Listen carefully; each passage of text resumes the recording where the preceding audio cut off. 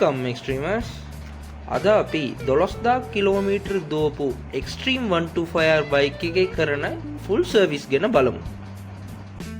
මුලින්ම ගරාජය clutch cable සහ break cable එක ගලවලා ඒකට අලුත් ඔයිල් එකකින් ලූප් කරන්න පටන් ගත්තා. අනිවාර්යයෙන් අලුත් ඔයිල් එකේම ලූප් කරගන්න ඕන හේතුව තමයි මේ පරණ ඔයිල් එක කියන්නේ පාවිච්චි කරපු ඔයිල් මොනාරි දාද්දී ඇවිල්ලා ඕකේ තියෙන යකඩ කෑලි ටික බ්‍රේක් කේබල් එකටයි ක්ලච් කේබල් එකට ගිහිල්ලා මොනාරි හානියක් වෙන්න පුළුවන්. ඒකින්ද අනිවාර්යයෙන් අලුත් ඔයිල්ස් තමයි මේ සර්විස් සෙන්ටර්ස් වල දාන්නේ. එම නිකමටරි සර්විස් සෙන්ටර් වල මොනාරි වැරදීමක් වුණා නම් අනිවාර්යයෙන් කම්ප්ලේන් එක ලොජ් කරගන්න. අනික මේ වගේ ලූප් කරන ඉඳා අපිට පුළුවන් කේබල් එක තව හුඟක් කල් පාවිච්චි කරගන්න. ලූප් කරන්නේ නැතුවම කේබල් එක නිකන් පාවිච්චි කරන් ඉද්දී ওই කේබල් එකේ තියෙන ස්මූත්නස් එකක් නැති වෙනවා. ඒ වගේම දරා ගන්න පුළුවන් තරමක් අඩු වෙයි. ඊට පස්සේ පිටිපස්සේ සීට් එක යතුරු දාලා ගලවලා ඉස්සරහා සීට් එක කැල්ලත් නට් එක ලූස් කරලා ගැලෙව්වා.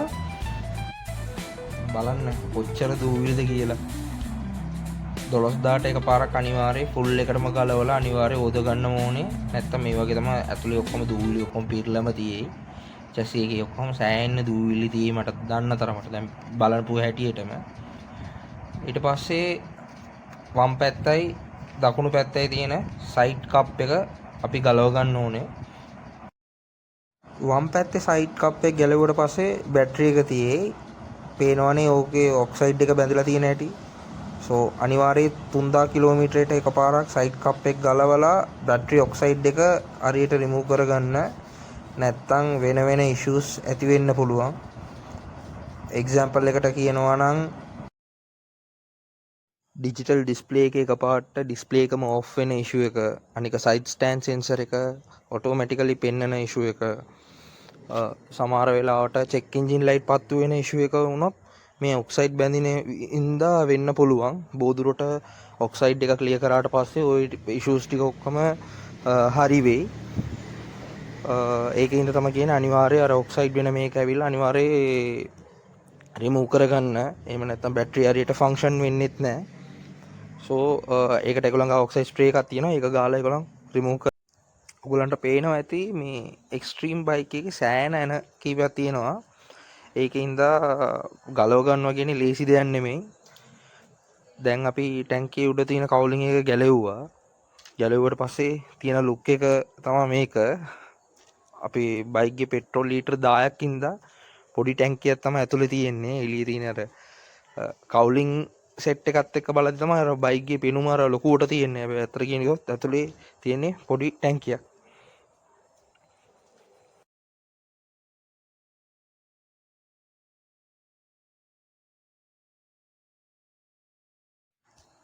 දැන් අපි එන්න පිටිපස්සේ තියෙන ටයර් එක ගලවලා ඔතන ග්‍රීස් කරලා ලූප් කරලා ඒ වගේ දේවල් කරමු. මෙතන බලන්න දැන් මේ ගලවදී අර කෑල්ල දැක්කනේ. ඒ කෑල්ල ඇවිල්ලා සෑහෙන බයික් වල ඇවිල්ලා එහෙම පොඩ්ඩක් තැලිලා වගේ පොඩ නැවිලා වගේ තමයි තියෙන්නේ. ඕක මිටියෙන් ගාලා අදා ගන්න පුළුවන් දෙයක්. ඕක සර්විස් කරන කට්ටියලා කරලා දෙයි වැඩි හරියට. ඒකින්ද ඕක ගැන වැඩි බය වෙන්න දෙයක් නැහැ. මේව තමයි දැන් පිටිපස්සේ තියෙන ඇක්සල් එක එළියට අරන් ඕකට ග්‍රීස් ගන්නවා. පේනවනේ ඕකේ තියෙන හැටි. මේක 12000 කිලෝමීටර් සර්විස් ඉඳලා මේ රෝදෙම අපි එළියට ගලව ගන්නවා. රෝදෙම එළියට අරන් ඕක සෑන්ඩ් පේපර් එකෙන් පොඩ්ඩක් අතු ගාලා හොඳට ඕක සෑන්ඩ් පේපර් එකෙන් කැපුවට පස්සේ ආපහු මේ බයික් එක අපි ෆිට කරනවා. දැන් තාම ඩෑම්පර් රබර් ඔක්කොම හොඳට තියෙනවා. බයික් එකේ හොඳ ෆිට එක ඔක්කොම හරියට තියෙනවා. ඒකින්ද මේ දැනට මොකුත් මාරු කරන්න මොකුත් නැහැ. පිටිපස්සේ බ්‍රේකුත් හොඳයි. 12000 කිලෝමීටර කියලා මේන් එකේ කරන්න ඕන වැඩ තමයි ටැපඩ් ඇඩ්ජස්ට්මන්ට් එක. සෝ ඒ ටැපඩ් ඇඩ්ජස්ට්මන්ට් එක කරන්න ඕන නම් අනිවාර්යයෙන් අපිට කවුලින් ටික ඔක්කොම ගලව ගන්න වෙනවා. සෝ අපි කවුලින් එකක් ගලව ගමු. ඒ වගේම ෆස් සර්විස් එකේ අනිවාර්යයෙන් කරන්න ඕනම දේ තමයි ක්ලච් පැකින් පැත්ත ගලවලා ක්ලයිගෙන දකුණු පැත්තේ එන්ජින්ගේ දකුණු පැත්තේ තියෙන සයිඩ් එක ගලවලා ඕකේ තියෙනවා ඔයිල් ස්ට්‍රේනර් කියලා. ඕක ගලවලා අනිවාර්යයෙන් සුද්ධ කරන්නම ඕනේ.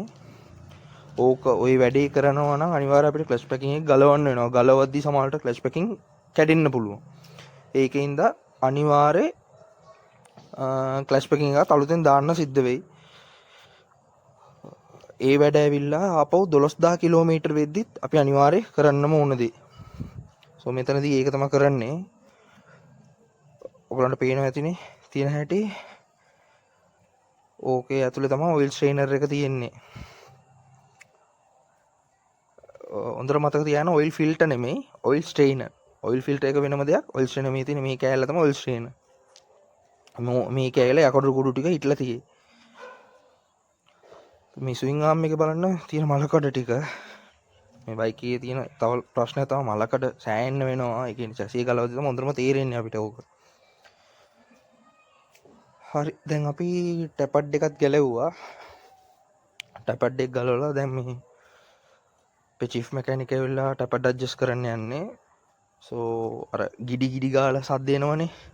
ওই සද්දේ නවත්ත ගන්න පුළුවන් එකම ක්‍රමය මේක තමයි. ටැපඩ් ඇඩ්ජස්ට් කරන දෙයින්දා පිකප් එකෙත් මයිලේජ් එකෙත් පොඩි වෙනසක් එයි. කියන්නේ පොඩි වෙනසක් එන්නේ.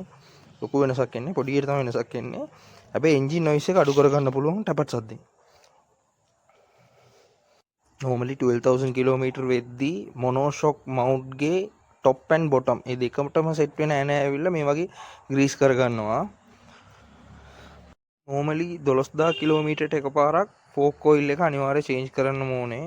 දැන් මේක ෆෝක් ඔයිල් එක චේන්ජ් කරන ඉඳලා අපිට ඔයිල් සීල් යන එකයි ඒ වගේම ෆෝක් බට කැපෙන එකයි නවත්ත ගන්න පුළුවන් මේ අර වෙලාවට ෆෝක් ඔයිල් එක චේන්ජ් කරොත්. උඟ කට්ටිය ෆෝක් ඔයිල් එක කියන්නේ මේ බයික් කියලා නෙමෙයි ඕන බයික් එකක් තියෙනවා ස්ටෑන්ඩඩ්ලි මේ ගාන ඇතුළේ ඇවිල්ලා ෆෝක් ඔයිල් චේන්ජ් කරන්න කියලා. එම චේන්ජ් කරන එක ඇවිල්ලා ඒ ෆෝක් බට කැපෙන මේකේ ඉඳන් අපිට ප්‍රිවෙන්ට් කරගන්න පුළුවන් හොඳටම. සෝ ෆෝක් ඔයිල් එක මාරු කරද්දිම කප් සෙට් කෝන් එකත් අනිවාර්යයෙන් ගලවලා චෙක් කරගන්න මොනවා හරි ඉෂුව එකක් තියෙනවද කියලා. කප් සෙට් දැන් මේකේ බලන්න ග්‍රීස් එක නෑ.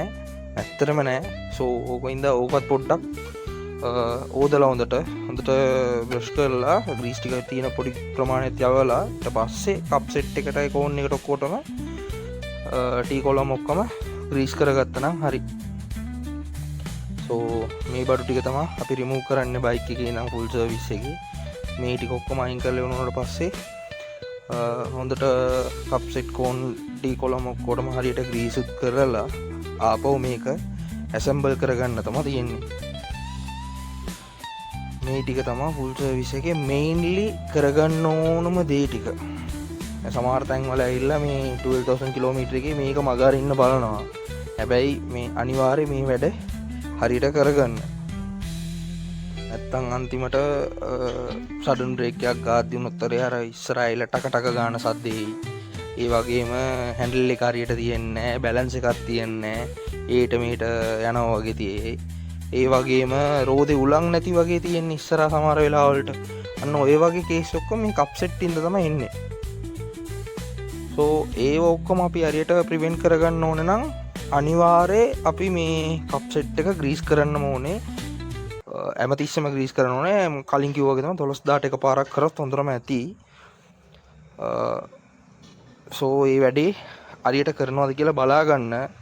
කලින් කිව්වා වගේ තමයි ඔයගලන්ට මොනාරි සැකක් මොනාරි තිබ්බනම් අනිවාර්යයෙන් කියන්න ගරාජ් එක කෙනාට කියන්න මේක මේ ගලවලා බලමු කියලා. ඒගොල්ලන්වත් අනිවාර්ය සපෝට් එකක් දෙයි. හේතුව බයික් එක අපේනේ. ඒකින්ද අනිවාර්යයෙන් අපි ඔය කියන්නේ සැකක් තිබ්බොත් අපි ඕක බලන්නම ඕනේ. මොනාරි ඉෂුව එකක් තිබ්බොත් අනිවාර්යයෙන් ඕක චෙක් කරගන්නම ඕනේ. නැත්තම් අන්තිමට බයික් එක පදිද්දී අපිට ඊට පස්සේ කේස් එක ලොකු වුණාට පස්සේ අපිට වියදමුත් වැඩි.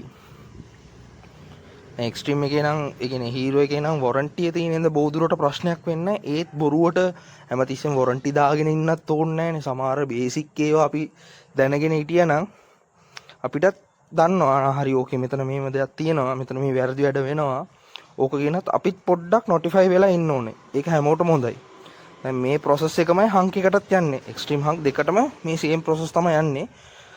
අපේ cost එකෙන් වෙනසක් තියෙයි. අනිවාර්යයෙන්. සෝ එම ෆෝක් ඔයිලුත් දාගෙන අපේ ඉස්සරහා ඩිස්ක් එක කැලිබර් බ්‍රේක්කින්ද ඕකට ඕකත් හරියට සුද්ධ කරගෙන හරියට ඇඩ්ජස්ට් කරලා ග්‍රීස් කරලා ෆික්ස් කරගත්තට පස්සේ වොෂ් එකට දාන්නමයි තියෙන්නේ. ඕම වොෂ් එකට ගියා නම් හරි 12000 කිලෝමීටරකින් ටැංකියක් තියලා හේතුව මේ චැසි ඔක්කොම කොහොමත් කිල්ටු වෙලානේ තියෙන්නේ. ඒකින්ද අනිවාර්යයෙන් ඕක ඔක්කොම සුද්ධ කරන්න ඕනේ. ඒ කියන්නේ ෆුල් ප්‍රෙෂර් වොෂර් එකකින් ෆුල් එකට වතුර අල්ලන්නේ නැහැ. ලාවට තමයි අල්ලන්න ඕනේ. දැන් සමහර තැන්වල අමතක වෙලා හරි ප්‍රෙෂර් වොෂර් එකකින් උඟක්ම ඒ කියන්නේ ෆුල් ෆෝස් එකේ වතුර දාන්න නම් හොඳම නැහැ. හේතුව සෙන්සර්ස් ටිකක් තියෙන හින්දා ඕක හරියට කවර් කරලා ඒ කියන්නේ එයා ෆිල්ටර් බොක්ස් ඔක්කොම හරියට කවර් කරලා මේ වගේ කවර් කරලා මේ ලාවට ප්‍රෙෂර් එක අල්ලගන්න තියෙන්නේ. ඒ වගේම වොෂ් කරද්දී මේක ඒ කියන්නේ හැම ඕනම සර්විස් එකේදී වොෂ් කරද්දී අනිවාර්යයෙන් ඉස්සරහා තියෙන චේන්ජ් ප්‍රොකොට් කවර් එක ගලව ගන්න. ඕක සර්විස් එකේ අනිවාර්ය හැම සර්විස් එකේම ඒ කියන්නේ 3000ට එකපාරක් දාන්න ඕන සර්විස් එක අනිවාර්යයෙන් ඒගොල්ලන් කරන්න ඕනෙම දෙයක්. දැන් අපි කොහොමත් ගෙදර ඉඳන් ඕක හැමතිස්සෙම ක්ලීන් කරන ප්‍රමාණය අඩුයි. ඒකින්ද දැන් මේ වගේ සර්විස් තැන් වලට එද්දි තමයි ඒක ස්ප්‍රොකට් කවර් එක ගලවලා චේන් එක සුද්ධ කරන්න ඕන හොඳට ඒගොල්ලන්. නැත්තම් අපි කොච්චර ලූප් කරොත් හරි ඒ ෆිනිෂින් එක එන්නේ නැහැ. මම අර මීට කලින් කතා කරලා තියෙන ලූප් කරන ක්ලීනින් කරන වීඩියෝස් වල දැන් ඔය ක්ලීනින් එක හරියට වුණොත් අපිට බය වෙන්න දෙයක් නැහැ නේ. ලූප් කරද්දි හරියට හිටේ. නැත්තම් වැලිත් එක්ක තමයි තියෙන්නේ ලූප් එක. ඕකෙන්ද ඩැමේජ් එක වැඩි. ඒකින්ද අනිවාර්යයෙන් ස්ප්‍රොකට් කවර් එක ගලවන්න. ස්ප්‍රොකට් කවර් එක ගලවලා ඒගොල්ලන්ගේ සෝප් එක ඒ කියන්නේ ඒගොල්ලන්ගේ ලික්විඩ් එකක් තියෙන්නේ. ඕක දාලා චේන් එක ක්ලීන් කරන්න දෙන්න. දීලා හොඳට ඒගොල්ලන් චේන් එක ඒගොල්ලන්ට කියන්නේ. ඒ කියන්නේ ඕගොල්ලන් ළඟ ඉඳන් කියන්න මේම කරන්නයි මේම කරන්නයි කියලා. ඒගොල්ලන් උත් කරලා දෙයි. එහෙම කිසි ප්‍රශ්නයක් නැහැ. දැන් පේනවනේ. පොඩ රෝදෙත් පොඩ්ඩක් අතින් කරගෙන මේ වගේ වතුර අල්ලද්දී තියෙන කුණු ටික ඔක්කොම ගැලවිලාම යයි. සෝ බය වෙන්න දෙයක් නැහැ. ලස්සනට ඔයගලන්ට වැඩි කරගන්න පුළුවන්.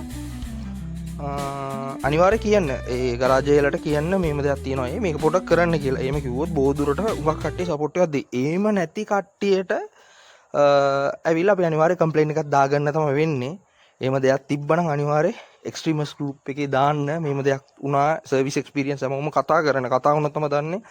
අනිත් පැත්තේ මොනවාද අඩුපාඩු තියෙන්නේ, අනිත් තැන්වල කොහොමද ඕව කරන්නේ කියලා, හරියට කරනවද නැද්ද කියලා.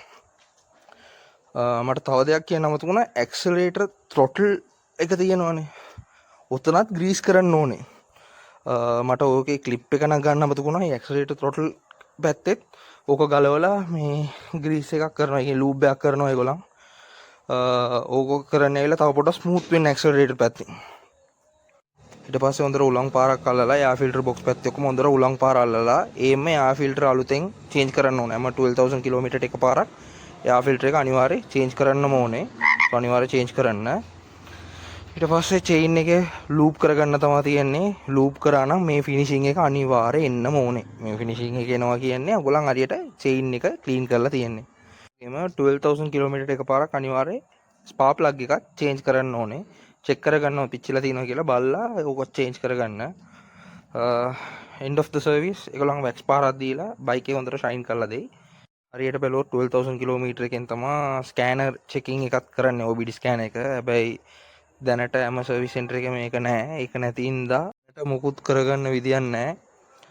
පැලිගොඩ හෙඩ් ඔෆිස් එකට ගියා නම් ස්කෑනර් එක කරගන්න පුළුවන්. හැබැයි ඩීලර්ස් ගාව දැනට තාම ස්ටොක් මොකුත් නැහැ ස්කෑනර්ස්. බොහෝ දුරට ළඟදිම ඒවි. සෝ ඊට පස්සේ ඕනනම් අපිට ස්කෑන් පාරන්න දාගෙන බයික් එකේ වෙන මොනවාද ඉෂුස් තියෙනවද කියලා බලා ගන්න පුළුවන්. සෝ දැන් පොඩි කන්ක්ලූෂන් එකක් බලමු. මුලින්ම කරගන්න ඕනේ දේ තමයි බයික් එක ඕවරෝල්. ඒ කියන්නේ හැම පැත්තෙම බයික් එක ෆුලි ඇවිල්ලා ගලවලා. ඒ කියන්නේ එක්සැක්ට්ලි කියන්නේ නූඩ් කරලා බයික් එක චැසි පිටින් ඕම් හොඳට වෝටර් වොෂ් එකක් ගන්න ඕනේ.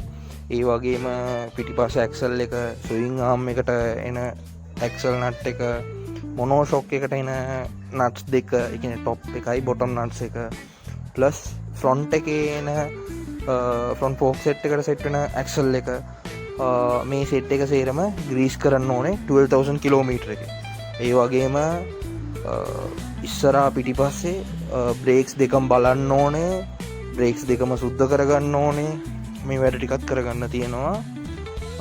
ඔයිල් පැත්තෙන් බලන්න ගියා නම් එන්ජින් ඔයිල් එක චේන්ජ් කරලා ඒ කියන්නේ එන්ජින් ඔයිල් චේන්ජ් කරනත් කලින් ක්ලච් පැකින් පැත්ත ගලවලා ඔතන තියෙන ඔයිල් ස්ට්‍රේනර් එක රිමූව් කරලා ඕක සුද්ධ කරන්න ඕනේ.